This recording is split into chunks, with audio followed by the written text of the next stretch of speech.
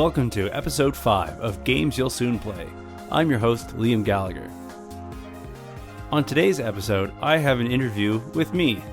Specifically, I'm being interviewed by Brwarner for my involvement in Brwarner Studios and Invisible Locomotive Productions.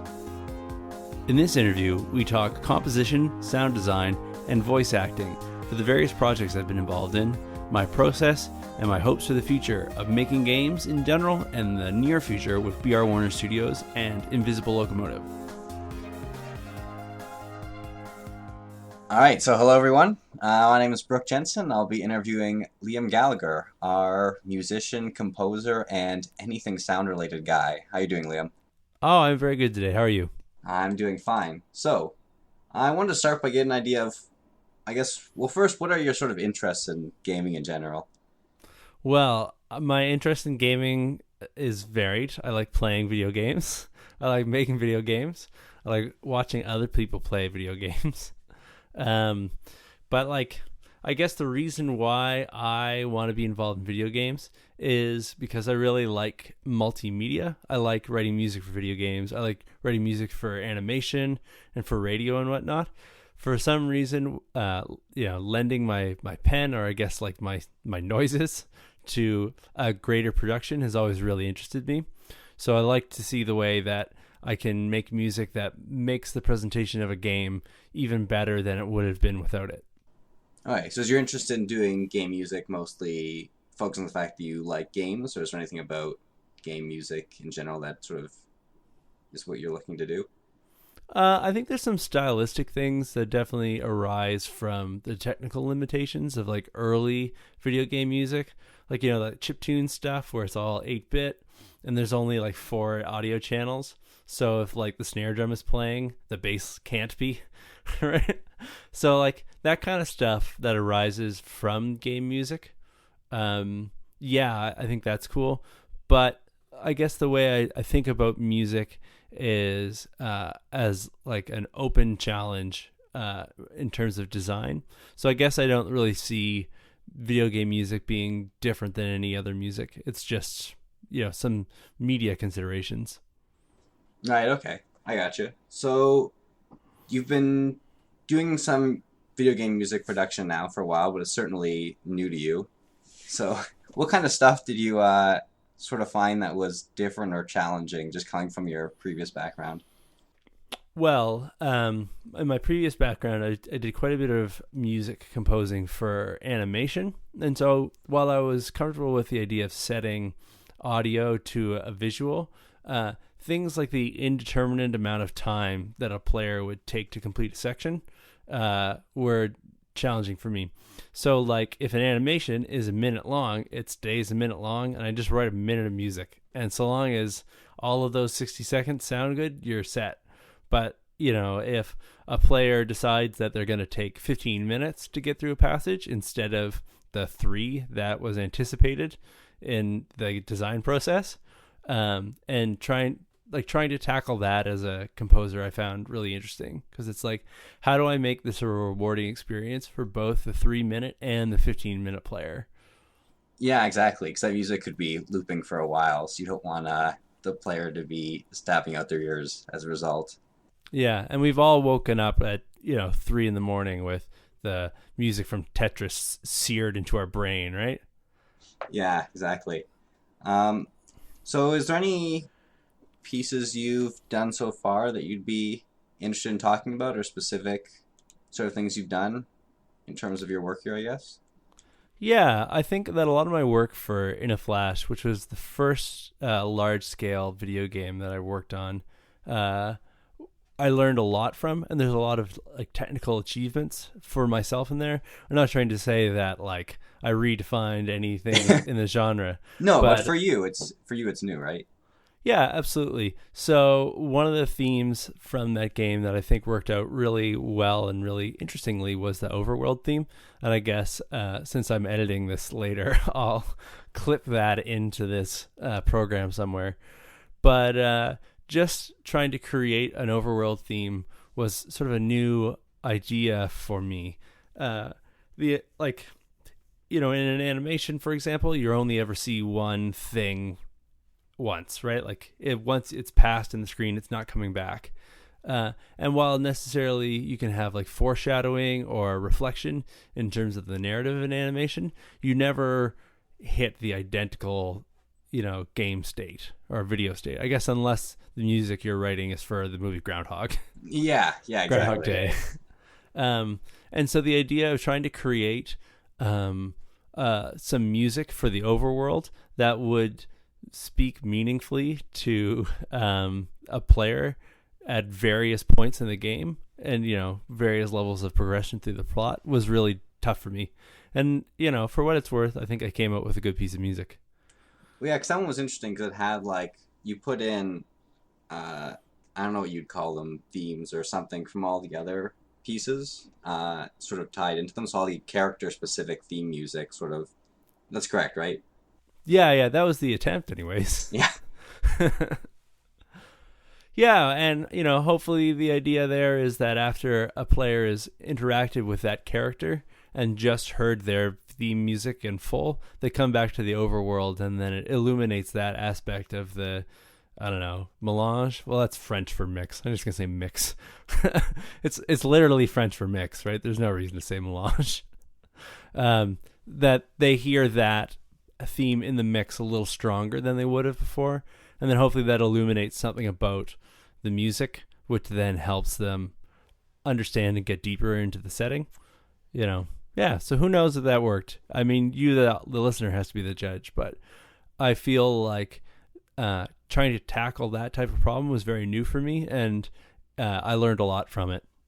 No, yeah, and it's definitely neat, but I guess we'll see how it works in play. So let's talk a bit more about what we're doing now, which is Sunshine. I guess what are your interests, either musically or sound wise, in this? Well, two things. Sound wise, this is the first project that I've actually done sound effects design for, and it's one of those things that being a bit of an audiophile and being somebody who's been interested in the technical aspect of music for a long time, so I've done a lot of recording engineering. I've thought a lot about the acoustic properties of music. So a lot of times people think about music as just in terms of the melody and the words that you sing along to. But like thinking about it in a phenomenological sort of like on principle, what are the materials of what I'm hearing is not foreign to me. But then having to actually go like put my money where my mouth has been all these years has been interesting, because it's like I have an intuition about how to get this stuff done, but having not actually done it before, sometimes I find myself just like sitting down at my workstation being like, I'm going to build this cue, staring at my sound editor for a minute and then getting up and leaving, going, okay, I'm not prepared for this. Yeah. Well, just earlier you're saying you sat down multiple times to try to make a noise for one of our specific enemies and just kept making engine noises by accident. Yeah, those things happen. I guess they're, in a painterly way, you might call them happy little mistakes. Right, yeah. Yeah, so things that you discover. In terms of the music, this is a sci-fi game. It's set on a spaceship. One of the things that I've been really jamming on is the idea that in the near future, it would be probably very easy to have a log of all of the recorded music of human history on your spaceship, right? Like, yeah, as is, that wouldn't take up much room to store, but I imagine that in 50 years, even if the progression of the density of storage medium, declines by half of what it's, advancing at now, it'll still end up being micro, by the year. When does this game take place? 2020? I think much further than that. I think we're going around like 23 or 2400s, but it's certainly up in the air, but what you're saying is true. Yeah, absolutely. So I like the idea of these people being essentially lost out at space and things are bad, and one of the ways that some of the crew might be able to pass the time and get their thoughts off of eldritch horrors is by digging into the massive library of recorded history that they have available to them. So one of the things that I've been wanting to do for this game is to try to take like a hip hop culture like idea of remix and apply it to a much wider scale in terms of the source material. Now, obviously, any religious listeners to hip hop know that, the producers and the guys making beats are really have a lot of ingenuity, and I'm not going to try to claim that, I'm tapping into something that they're not, but really embracing the idea of trying to span history as the concept rather than just being willing to take, whatever sounds cool and make that into a beat, I think is what I'm really interested in here. Okay, yeah, I think that would be really cool. And I think especially works with kind of what we want to do with the characters, which is like how they're all individually trying to find ways to cope with what's going on sort of around them. So the other thing you worked on, which I thought was really neat, was the Grow Fast Industries background music, in which much of your sheet music was pictures. Yeah. So, I don't know. These things happen sometimes, and you just sort of have to embrace them. So, to anybody who's not familiar with this kind of thing, in modern music, which is to say like music after the Second World War, people got really disenfranchised with the old forms and being like, how can we play music like this after the Holocaust happened? This is, Holocaust. This is what the Holocaust sounds like. And so people started to explore different techniques. Not going to give you a history lesson here, but one of the things that people came up with is the idea of a graphic score. So then rather than notating individual notes, you're notating pictorially what the notes feel like. Right, yeah. And so for Grow Fast, because it's a text-based adventure and you're talking about people moving through the setting really basically at their read speed, which is very different from person to person. Yeah, exactly. It's like the opposite of a QuickTime event. We needed to have some piece of music that indicated atmosphere and like a sense of place and not really necessarily a sense of event. So I put together the score that bizarrely sounds like nothing happens, but in a good way. Mm-hmm. It's music without musical events. If that makes sense? Yeah. I remember you telling a lot of the musicians like to avoid sort of like strong melodies or anything like that. Yeah, because I feel like anything that you could hum or sing along to or tap your foot to sort of creates a sense of music in the way that we usually think about music, like being on the radio, like a song you would listen to.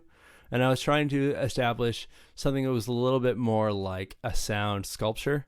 So like one of the things that's interesting about sound that doesn't really exist in other mediums is that once you play a note, it's gone and it dies and it goes into space and that's it. Yeah. Whereas like visual art form sort of stays put.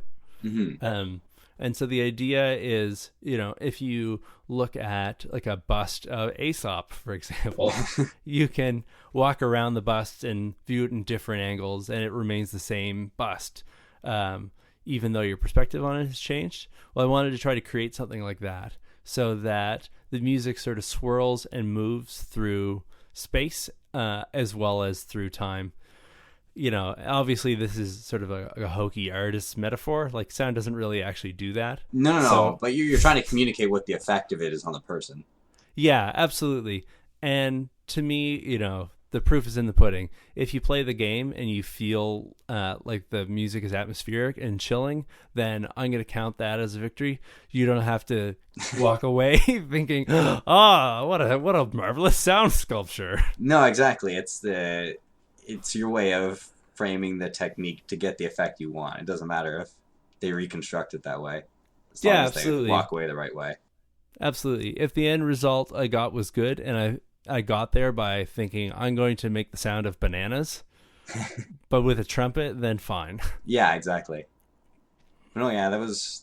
I was sitting in on that recording session. It was really neat to see, especially what the percussionist sort of interpreted from some of the things you said. Yeah, Ben Fukuzawa was the guy who played percussion, and he's quite a character and a very, very sensitive musician. But when I got in touch with him and said, just bring like some auxiliary percussion, bring shakers and noisemakers and anything you think sound cool, like he really took it to heart.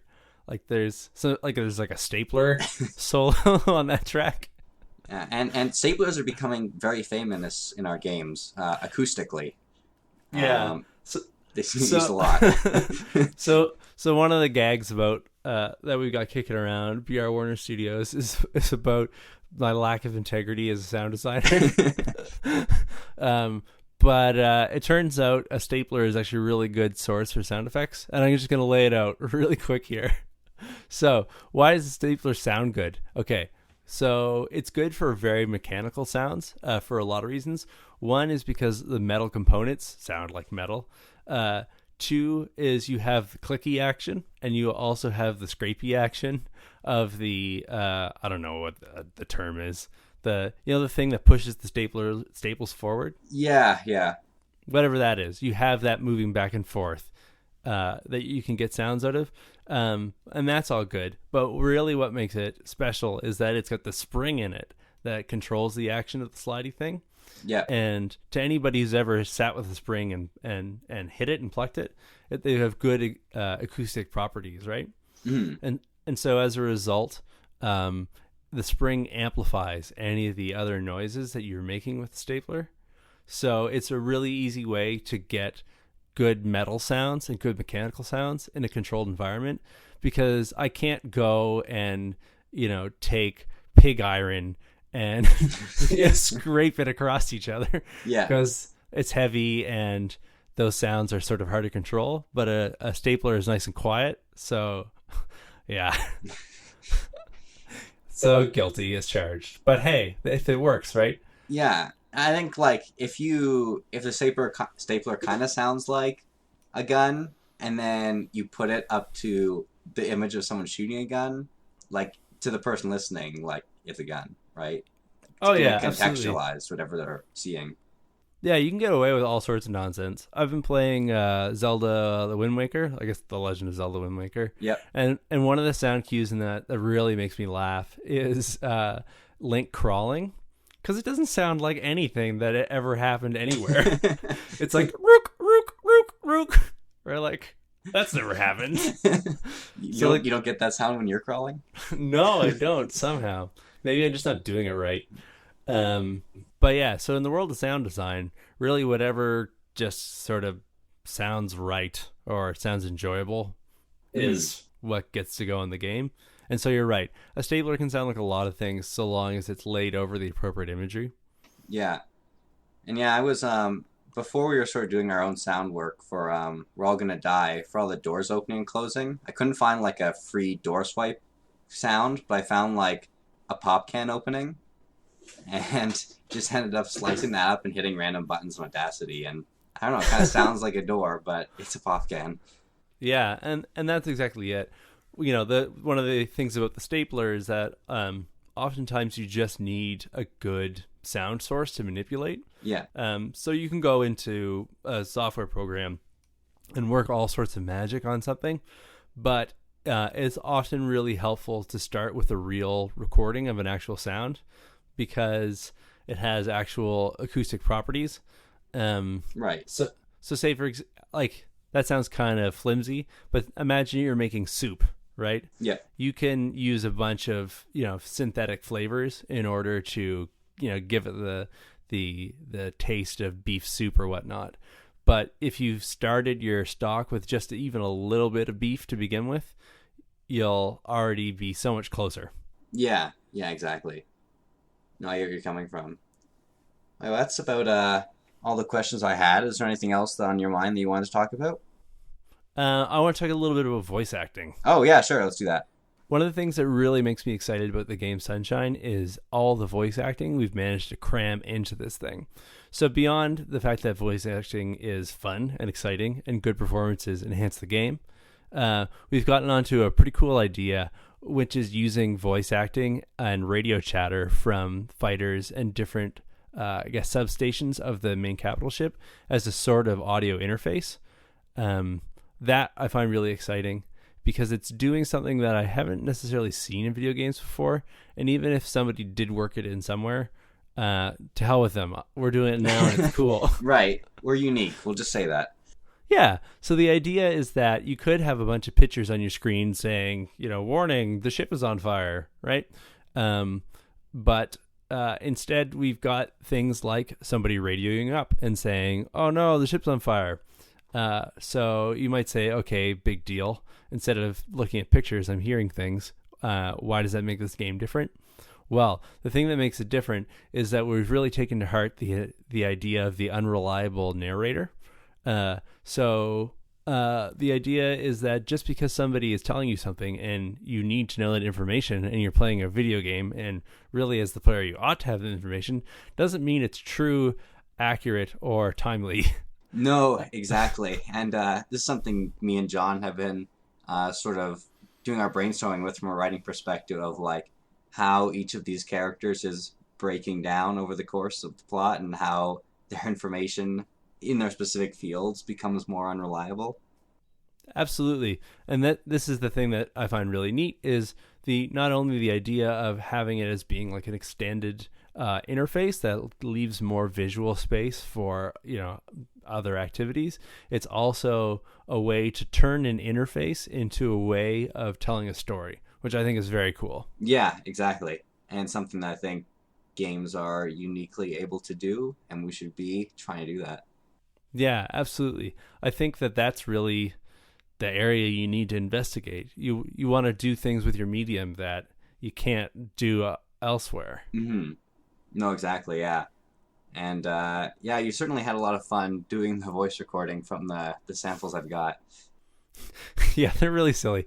I really can't wait for people to play Sunshine just to kind of unlock all those hidden gems because we've done a lot of recording and there's a lot of voice work. And given the way that the audio engine is being put together, it might take people a really long time to hear some of this stuff. Mm-hmm.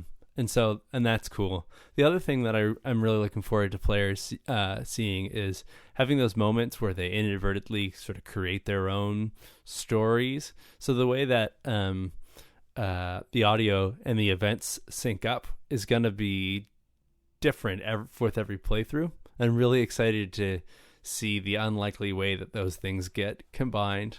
We'll see a lot of it because we're going to do a lot of playtesting, but there's no amount of playtesting that we could do that would ever match up with what an actual player base will do, right? Yeah, exactly. Yeah, that'll be interesting to see because we certainly have like just these. I've just started collecting all the audio into these like pools of categories that just get thrown out in certain times. So every once in a while it plays one that's just kind of funny and you don't really expect it. Yeah, and it'll be interesting to see the unique circumstances that we couldn't have foreseen that can come up that put an interesting twist or an interesting perspective on that that statement, right? Maybe we just thought about this sound clip as being triggered in some downtime where people are quibbing, ironically, but because of some strange calculation in an event, it gets played right after, an important character's death. Yeah. It just paints two characters in the most, psychotic light possible. That just comes to mind. But I'm really excited to see in the ways in which, video games manage to become a thing of their own beyond their like creators' intentions. Yeah, exactly. Sort of immersion gameplay and immersion story are the two unique things that we haven't done, at least like very in a large scale, done much of, but certainly exists in a small scale all over the place. Yeah, and I think that a game rich with things like voice acting has a lot of opportunity to do that because you have voice actors speaking with their own individual expression that it's sort of independent of like game mechanics and layout, if that makes sense. Right. So you end up getting the sort of story or takeaway is the combination of the two when they get plastered together. Absolutely. Yeah. All right. Was there anything else? No, I think that just, in terms of parting, I want to encourage people to check out the projects as they're ongoing. One of the things that's wonderful about being a smaller studio is that we have the capacity to sort of interface with an audience in a way that a larger studio doesn't. I mean, we also can't ship a AAA AAA product to every country on the globe. Yeah. But those people don't have time to answer your emails because there's, only so many of them and millions of you. Whereas there's probably only going to be hundreds of you. Yeah, exactly. But hopefully to those hundreds we deliver something that is interesting and new, and hopefully working hard to get all the audio that you've already recorded in, so there'll be something to show to demonstrate, even if it's just a video of it happening, what these audio effects we're going for are. Yeah, just as a quick aside, one of the things that's been really funny about doing the voice acting is we've gotten a lot of my friends to do the voice acting so far, but it's really funny to be sitting here at my computer editing them screaming for their lives and dying like again and again. And just like auditioning like 4 different takes of one of my friends going, "Oh no, I'm burning to death," and being like, "That's a little too melodramatic." Mm. Yeah, that's funny. Yeah, no, and it's funny to listen to. Well, all right. So thanks for coming on, and answering these questions, Liam. And I think it's time we get back to work. All right, have a beautiful day. You too. Thanks so much for listening to this episode of Games You'll Soon Play. You can find me on the web at theliamgallagher.com, and I tweet at liamg25. Those are Roman numerals 25. Invisible Locomotive tweets at see-through-train, where you can catch all the news for the latest projects from all the creative developers in that game collective. In a Flash is set to release September 2015. Look for it on Steam Greenlight. In late September 2015, in the city of Toronto, Ontario, Canada, there will be a release party for Brwarner Studio games and Invisible Locomotive games. Check out the release party for a chance to play the games on hand, as well as get sneak previews of upcoming Brwarner Studios and Invisible Locomotive games. Additionally, there will be live entertainment from a band put together by me and friends of the games, and we'll be playing the classic hits you know and love from games such as In a Flash, Sunshine, Mango Death Wish, Rat Killer, and Grow Fast Industries. All the music you've heard on today's program is from the game In a Flash. Follow me at facebook.com/theliamgallagher for all the updates about this game. Once again, my beautiful and attentive listeners, I have been your humble host, Liam Gallagher. Thanks so much for listening to Games You'll Soon Play.